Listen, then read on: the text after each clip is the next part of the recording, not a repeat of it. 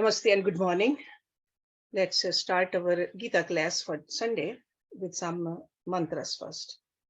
Om Parthai Pratibodhitam Bhagavata Narayan Swayam Vyasen Grathitam Puran Munina Madhye Mahabharatam Advaitamrit Varshini Bhagavati Mashtadashadhyayani Am Twamanu Sandhami Bhagavad Gita Bhavatveshini नमो अस्तु ते व्यास विशाल बुद्धे पुल अरविंद आयत पत्र नेत्र येन तव्या भारत तैल पूर्णः प्रज्वलितो ज्ञान में प्रदीपः परपान पारी जाता आए तोत्र वेत्र एक पाने ज्ञान मुद्राए कृष्णाए गीता अमृत दुहे नमः सर्वोपनिषदो गावो दोगदा गोपाल नंदना पार्थो वत्सा सुधीर भोगता दुग्धम गीता अमृतम महत वसुदेव सुतम देवम कंस चानूरमर्दनम देवकी परमानंदम कृष्णम वंदे जगत गुरुम भीष्म द्रोण तटा जयद्रथ जला गांधार नीलोत्पला शल्य ग्राहवती कृपेन वहने कर्णेन वेलाकुला अश्वत्थाम विकर्ण घोर मकरा दुर्योधन अवर्तने सोतीर्णा खलु पांडवैरन्नदी के वर्तका केशवा पाराशर्य वत्सरोजमलम गीता अर्थगंधोटकम नाना ज्ञानक केसरम हरि कथा संबोधन अबोधितम लोके सज्जन षटपदय रह रह पे पिये मानम मुदा भूयाद भारत पंकजम कलिमल प्रध्वंसी न श्रेयसे मूकम करोति वाचालम पंगुम लंघ्यते गिरन यत्कृपातमं वंदे परमानंद माधवम यम ब्रह्म वरुण इंद्र रुद्र मरुतः स्तुन्वन्ति दिव्यस्तवे वेदै सांग पदक्रमोपनिषदै गायन्ति यम सामका ध्यानवस्थि तत्कतेन मनसा पश्यन्ति यम योगिनो यस्यन्तं न विदुषुर असुरगणा देवाय तस्मै नमः. We are studying chapter 11 these days. We just started it last week, where we saw that Arjuna is requesting Lord Krishna to show him where God is. Because in the previous examples, he gave the examples that you can see me in any one of those things or in all of those things. So Arjuna says, I don't see it. I want to see it. So he showed that burning desire to see God. And that's when Lord Krishna said in verse number 6, that's where we ended our class. He said, behold the Adityas, the Vasus, the Rudras, the two Ashwins, and also the Maruts. Behold many wonders never seen before, O Arjuna. So that means he says they're already there. Look at it. Now, continuation of this, let's start with this verse number 7. Ihi ek stham jagat krishnam pashye adhye sachar achram mam dehe gudakesh yat cha anyat drashtum ichhasi. Ih means here, like in this. Ek stham, centered in one. It's almost like a concentrated. Jagat, the universe. Kritshanam, whole, complete. Pashye, behold. Adhya means now. Sachar acharam, with the moving and unmoving. Sachar means moving. Achar means unmoving. Mam means my, dehe, body. Gudakesh. We all know that is the name used for Arjuna sometimes. Yat means that, cha means and, anyat, other. Drashtum, to see. Ichhasi, you desire. So Lord Krishna is telling Arjuna that now behold, O Gudakesh, in this body, that the whole universe is centered in one, including the moving and the unmoving, and whatever else you desire to see. We all know the entire universe is constituted of moving and the unmoving. We call it sentient and unsentient.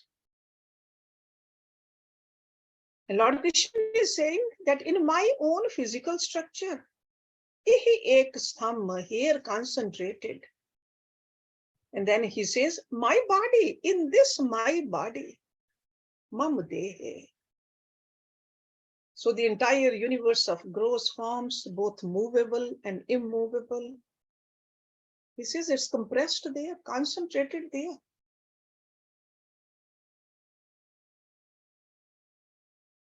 When Arjuna looks out in the frame of Lord Krishna, the entire universe compressed and miniatured with all its multiple details, you'll see that when Lord Krishna is giving him the proper eyes, the proper sight, or he tunes his intellect. So the entire universe, including both the moving and the unmoving. So he's almost like a sharpening the enthusiasm of Arjuna by stating that he could see anything else also. Anything else you desire. So that means everything is over there. Whatever you can imagine. Arjuna was preoccupied with the particular problem of life. We know that. He was extremely anxious. But now Lord Krishna is giving him a peep into the future also. And what we'll see over here from the description of Arjuna, he is seeing many in the one. In the previous example, Lord Krishna gave one in the many example, that one God in many forms. Now in one form, many forms. All the moving and the unmoving or anything else, he says, you want to say. Verse number 8. Na tu mam shakyase drashtum anen ev swachakshusha divyam dadami te chakshu pashe me yogam ashwarama. Na means not, tu means but. Mam me shakyase, you can. Drashtum, to see. Anen, with this. Ev means even. Swachakshusha, with own eyes. That means with these mortal eyes. Divyam, divine. Dadami, I give. Te means to you. Chakshu, the eyes. Pashe, behold. Me means my. Yogam, yoga. Ashwaram, lordly. But you are not able to behold me with these your own eyes. I give you the divine eyes. Behold my lordly yoga. Yog Ashwaram. So Lord Krishna is granting spiritual vision. That is almost an act of grace by the Supreme Lord. By his grace, God adds his divine eyes to the material eyes, the mortal eyes. He adds his divine mind to the material mind. He adds his divine intellect to the material intellect also. So it's not only the physical eyes alone, but it's a whole instrument. We see with the help of the mind and the intellect also, not just with the eyes.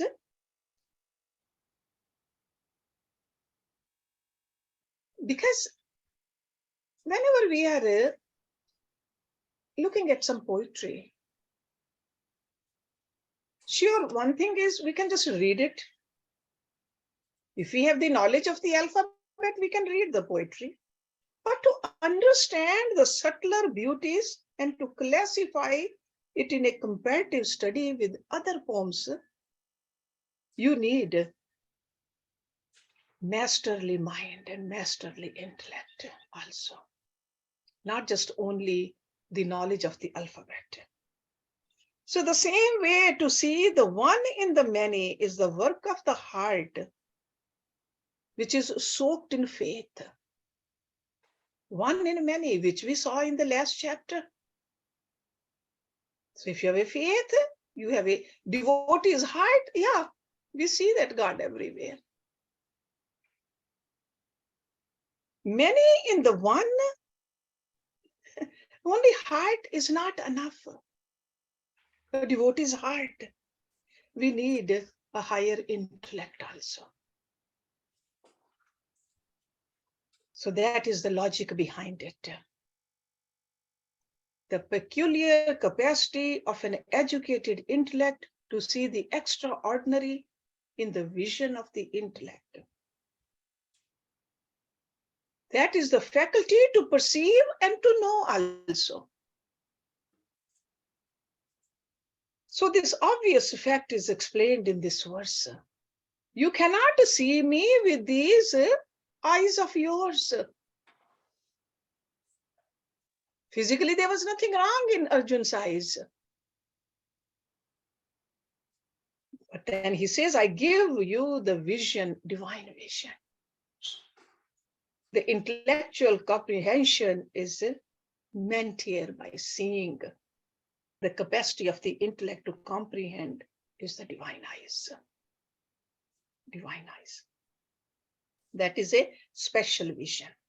And this yoga power of Lord has been described before also. We talked about it. In chapter 7, verse number 12, you can go back and look at it. Chapter 9, verse number 4, the yoga power. So you are familiar with that. Now we see that scene has been shifted to Hastinapur, the palace of Dhritarashtra, that blind king. That's why the next verse we see that Sanjay Uvaj. Eva muktva tata rajan mahayogeshvaraha hari darshyamas parthaye paramam rupam eshwaram. Eva means thus, uktva, having spoken. Tata, then, rajan, O king. Mahayogeshvara Hari, the great Lord of Yoga, Hari. Darshayamas, showed. Parthai, to Parth. Paramam, supreme. Rupam, form. Eshwaram, lordly. Having thus spoken, O king. The great Lord of Yoga, Hari, showed to Parth his supreme form as the Lord of the universe. So after Lord Krishna gave Arjun a hint as to what he should expect and where, what will he see with his cosmic form?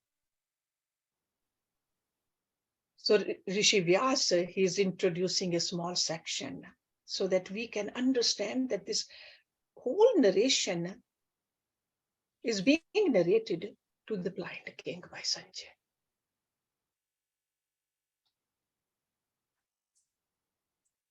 And there is a purpose behind Sanjay's using these terms Mahayogeshwar and Hari. While he is addressing his king, just a king, O king, Rajan, that is for Dhritarashtra. But to address Lord Krishna, he's using the term Mahayogeshwar, the great Lord of Yoga, and Hari, the one who maintains the champions of truth by destroying the power of falsehood. That's Hari. So he's indicating Lord Krishna, addressing him this way. Rishi Vyas is trying to paint for us the mental attitude and the inward sympathies of Sanjay for the Pandavas. These days we are reading Mahabharata in one of our classes, and we see the details, how Sanjay goes, what kind of a message he brings back, and how he delivers it, and what he says to Dhritarashtra also, that you have been very unfair to the Pandavas. So he is not afraid to tell the truth. And that's the reason he got these divine eyes also, and the divine ears also. He was worthy of getting these vibhutis from Rishi Vyasa. So with Sanjay's words, the students of Gita are shifted from the field of the battle to the palace. So Sanjay is informing Dhritarashtra that the great Lord of Yoga showed to Arjun his supreme Ishwar form.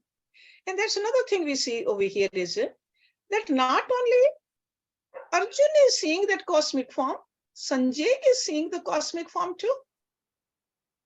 Because in next few verses, he is explaining what he's seeing.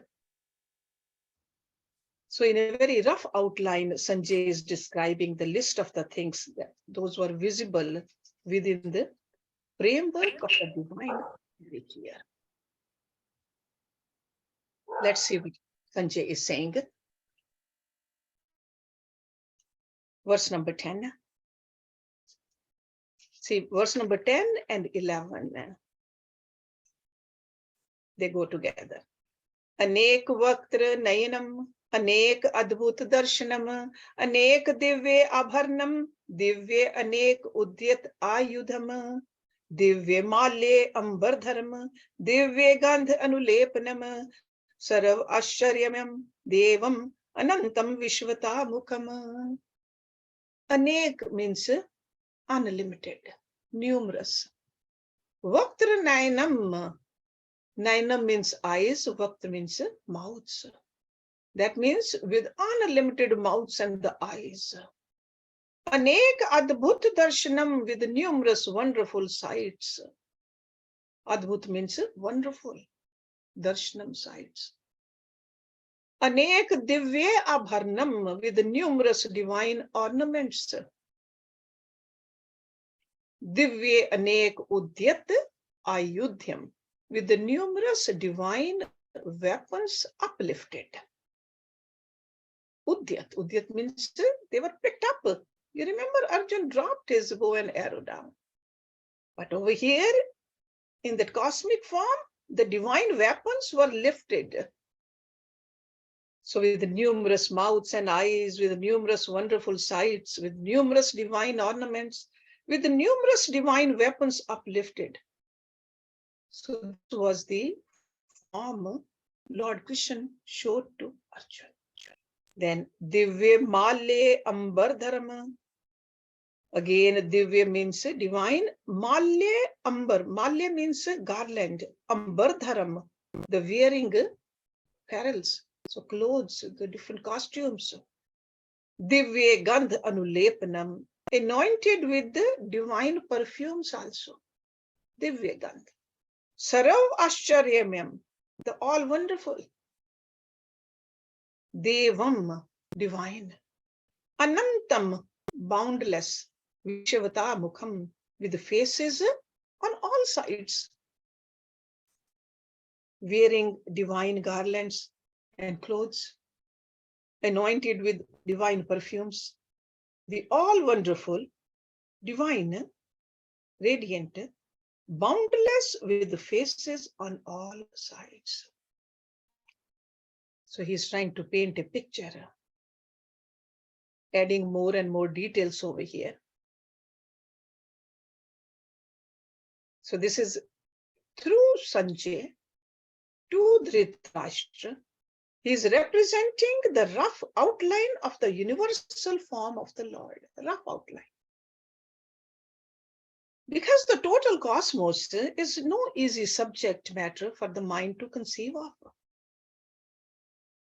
or for the intellect to comprehend.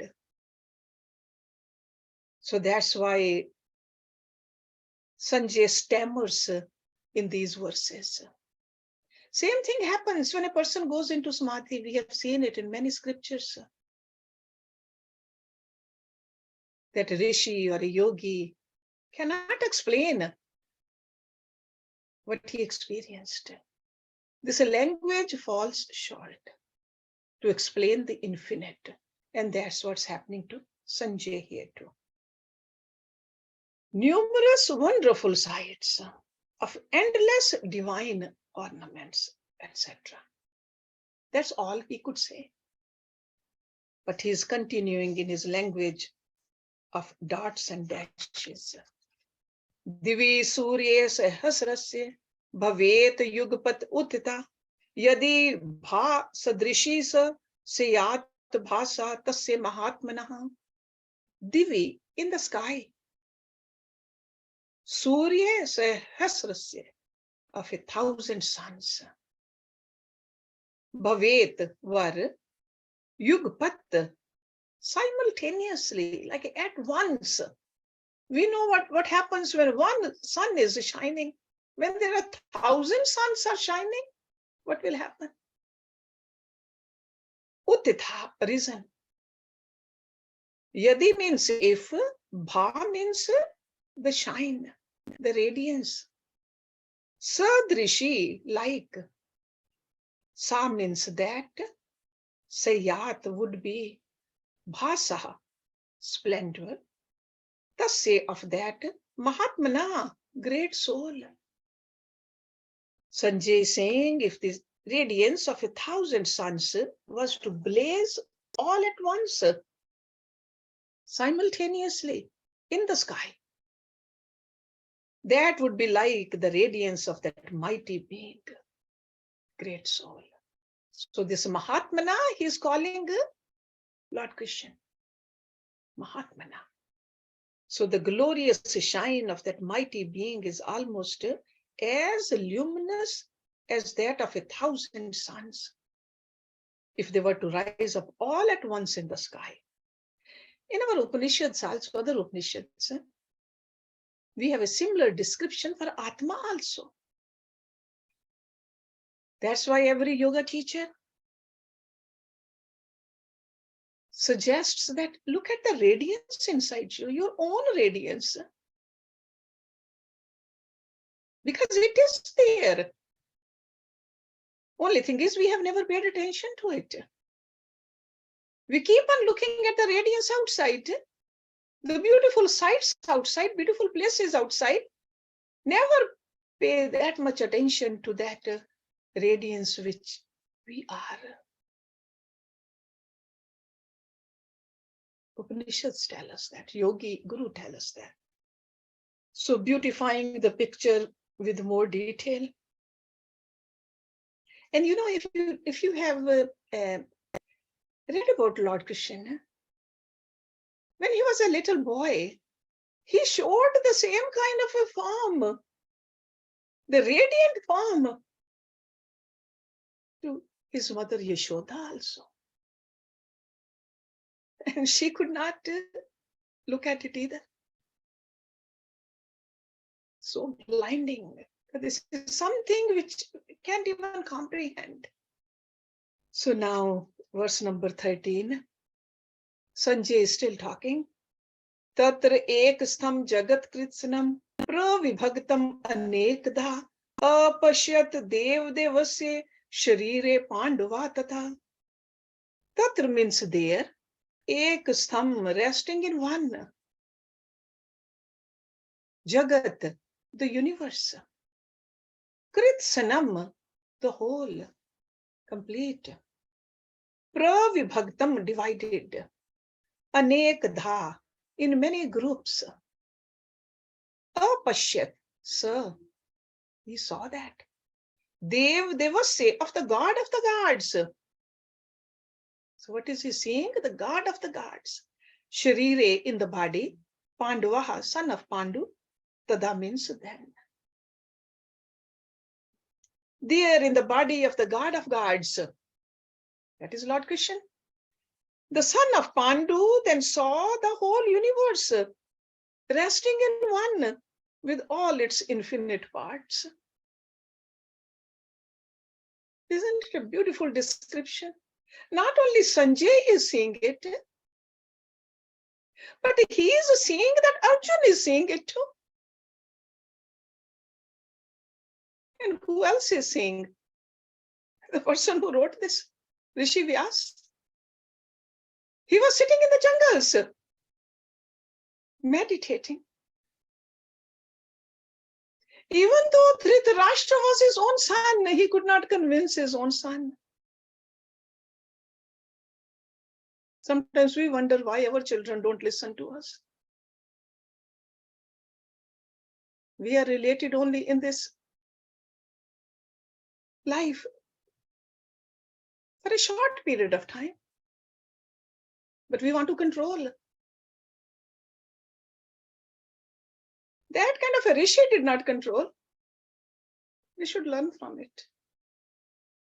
Journey is long. Keep your eye on the goal. Keep on doing the sadhana. Sanjay did it. Pandavas did it. We should learn from that. So in that divine form of the Lord, Arjun perceived how the entire world of the manifold varieties were brought together and packed in the same place. That's why I said it's a many in one. So Arjun gained his special knowledge through the grace of Lord Krishna. That's how he's recognizing the whole universe in the very body of the God, the total intellect. Now we'll see in the next verses. Next verse is still, I think, Sanjay is reporting, but after that we'll see the reaction of Arjun when he sees this. So now number 14, still Sanjay is talking. So this is the last verse where Sanjay is talking. I mean, even after that also Sanjay is talking, but Sanjay is saying what Arjun is saying there. Tataha sa vismay avishtaha harishta roma dhananjay paranamye shirsaha devam kritanjali abhashataha. Tataha, then. Sa means he, vismay avishtaha, filled with wonder. Harishta roma, that is like with the hair standing on end, kind of a goosebumps. Dhananjay, Arjuna, paranamye, having prostrated, shirasaha, with his head. Devam, the God. Kritanjali, with the joined palms. Abhashat, spoke. Then Dhananjay, filled with wonder, with his hair standing on end, bowed down his head to the God. We do the pranam many different ways. Sometimes we do the prostration with the whole body. Sometimes we just bend only head. Sometimes only touch. But right now he says that he has bent his head down to God and spoke with the joined palms in the prayer position. So after seeing this transcendental vision, there were emotions of wonderment. And because of that form he saw, Sanjay is noticing that goosebumps or the hair standing on end in Arjuna. I mean, just look at it, the minute physical details Sanjay is noticing.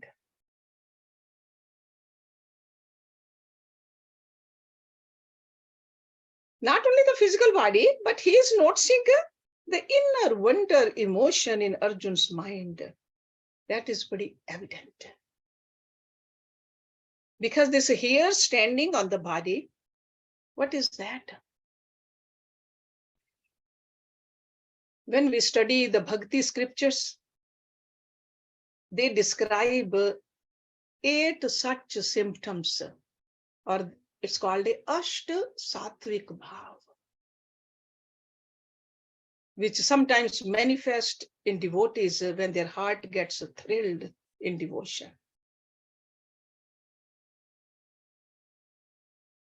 What are those 8?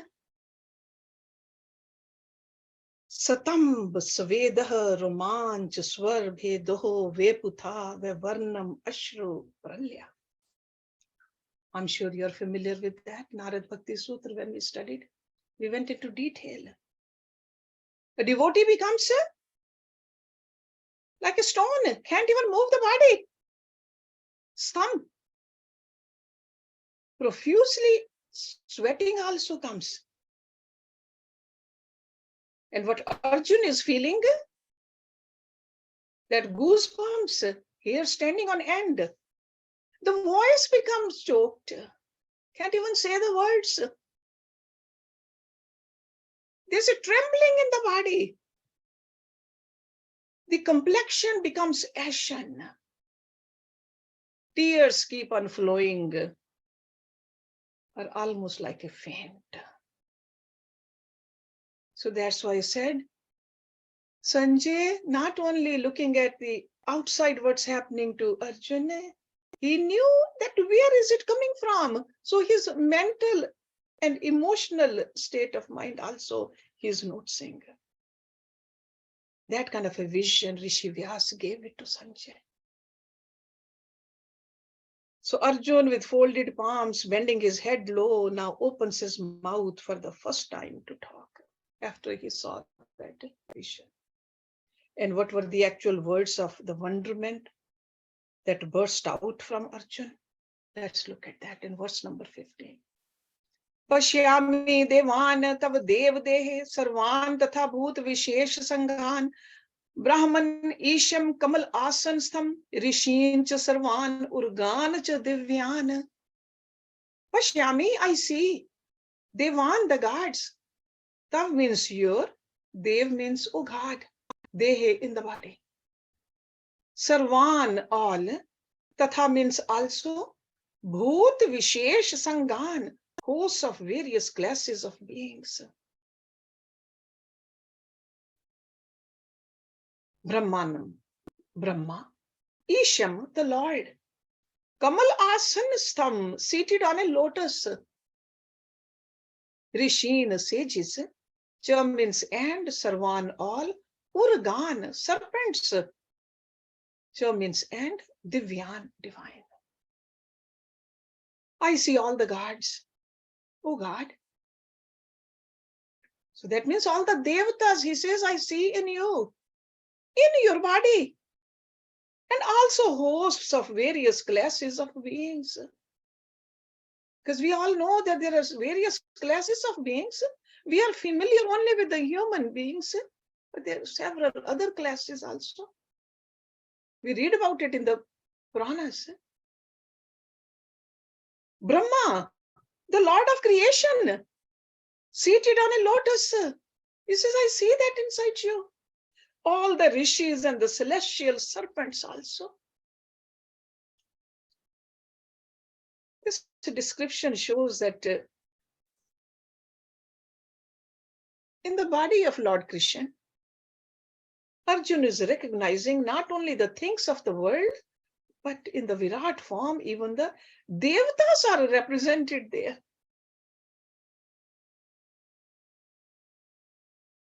Like a Brahmaji and other Devatas and other beings also. Celestial serpents also.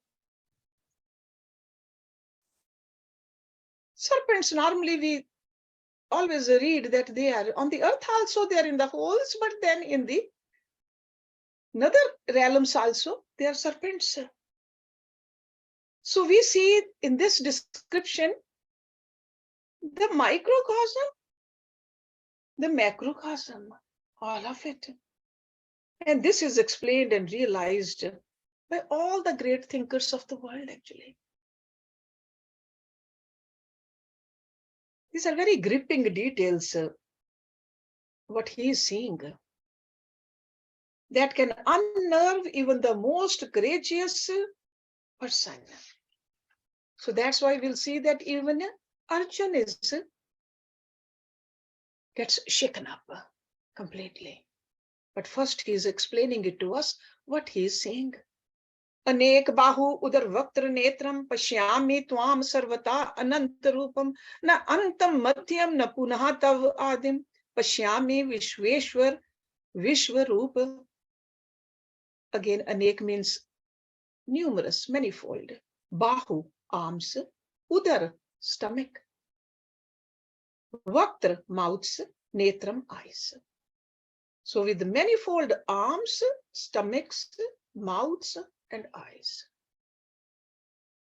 Pashyami, I see. Tvam, you. Sarvata, on every side. Anantarupam, of boundless form. Na antam. Na means not, antam means end. Madhyam, middle. Na punaha, not again. Tav means yours. Adim origin. Pashyami, I see, Vishweshwar, Lord of the universe. Vishwarupa, O cosmic form. You remember the title of this chapter is Vishwarupa Darshana Yoga. Okay, so I see yours boundless form on every side, with manifold arms, stomachs, mouths, and eyes. Neither your end, nor the middle, nor also the beginning do I see. O Lord of the universe, O cosmic form. So that means that Lord is the one dynamic truth behind every organ of activity. That's why many arms, many stomachs, many eyes. In every existent thing, there is a power which is lordly power. The hand cannot move without that power. The eyes cannot see without that power. So he says, I see your boundless form on every side, with numerous arms, stomachs, mouths, and eyes. So this is the universal oneness, which is not an object of perception actually. It is only a fact to be realized or apprehended. Remember that. Because we want to see everything with these eyes. These eyes are not the proper instruments to see it. That's why this is endorsed by the words of Arjuna immediately. He says, neither your end, nor the middle, nor even the beginning I can see. It is so vast. So these verses, they express the oneness that threads through the mortal beings and the infinite things of the world. Lord Krishna mentioned himself, he said it's like a garland. And I am that thread which unites this garland, these beads. Normally thread is not seen. Only the beads are seen. Okay. Let's do one more verse and then we'll stop it here today. Kiritinam gadinam chakrinam cha tejo rashim sarvata deeptimantam pashyami tvam durnirishyam samantat deept anal ark dyutam aprameyam. Kiritinam, with crown.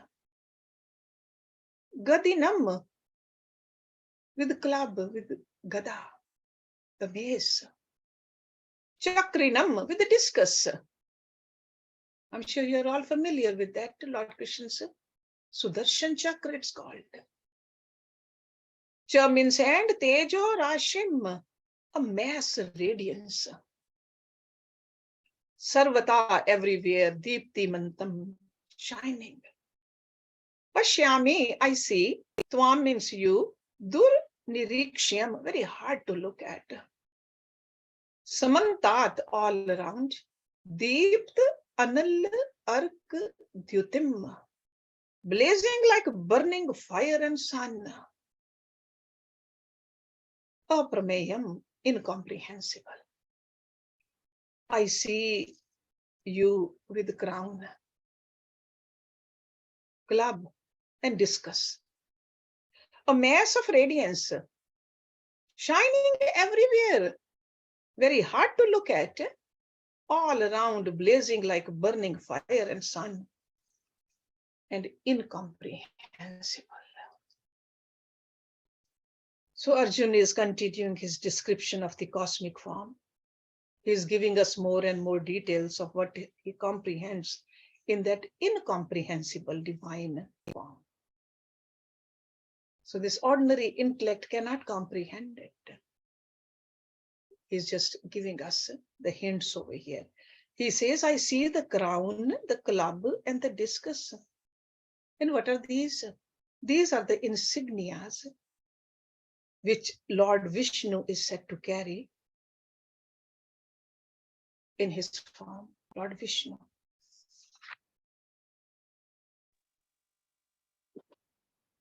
It's like a club. See, normally we have a lotus also. So 4 things actually. He did not mention lotus here, but lotus is also held in one hand. Lotus represents the peace and joy, auspiciousness and happiness. That is our nature. Our real nature is that. Lotus. Then conch, why does he have a conch in his hand? Lord says, I'm blowing that conch.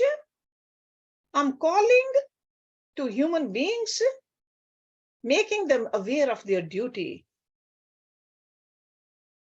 It's like a higher call. I am making sure that they become aware of it, the higher call, with the help of the conch, bringing their attention to the higher call. Then club, the mace. He says, if human beings, when they don't understand, the beings don't understand, this is to further wake them up, whip them up with the club. Because it's my duty to improve them. I'm the father and the mother. So with that mace, wake them up. If the conch is not taking them towards their ultimate duty. Then if that doesn't help, then discuss. You remember he used that discuss for his own cousin, Shishupal. Sharp-toothed wheel, ever revolving, that is called a whirling of time, Kal Chakra, to annihilate the irredeemable generation. So these are the insignias. Through the symbols, we should understand what God is trying to tell us. Hindu gods are represented as having certain divine symbols. Lord Shiv also, we see the symbols. Lord Brahma also, there are symbols. So special significance of kingship, lordliness over the world of the finite things. When we see that crown on the top of the head. So that's why he said there's a crown, Kiritinam. And the mass of radiance shining everywhere. Very hard to look at, all around blazing, like burning fire and sun. So it's very expressive lines of description. That's like a glory of the pure awareness. This is not a physical light. Consciousness is the light in which we see clearly. Or you can say clearly see in the light of the consciousness. In the light of the consciousness, we see our thoughts also. We see our emotions also. We don't need the light from outside. This is the light of the consciousness. We see everything. It is the same light which beaming out thoughts. And at the same time, there's a beam coming out of the eyes also with the same consciousness. And it throws light on the world also. It illumines the forms, illumines the shapes also for us. It's the light of the consciousness. It's a special light. And this is the light which we are. We need to pay some attention and to get to know this light of our own. Whether you want to call it a soul or the Atma or the light or the consciousness, doesn't matter which words you use. But this is the Jyoti inside us, the light. And then he says, incomprehensible. Because Arjun must be feeling that he's not capturing the whole thing, the words he is using. Because this language falls short. Because the form of which he is seeing, he is experiencing, He is not satisfied with the description. Because a description is only the objective description. But this is not an object. This is the subjective experience. So the truth is the subject, not an object. Remember that.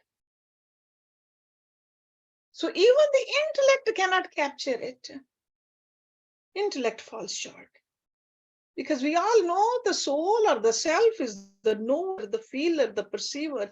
It's not the perceived, the felt, or the knower. So that's why Arjun says it's incomprehensible. But he's going to explain to us in different language in few more verses, and we'll see that the effect of that also on Arjun, of this cosmic form. We'll stop it here and start with verse number 18 next week. Om Purnamada Purnamidam Purnat Purnamudachyate Purnasya Purnamadai Purnameva Vishishyate. Om Shanti Shanti Shanti Om. Thank you very much.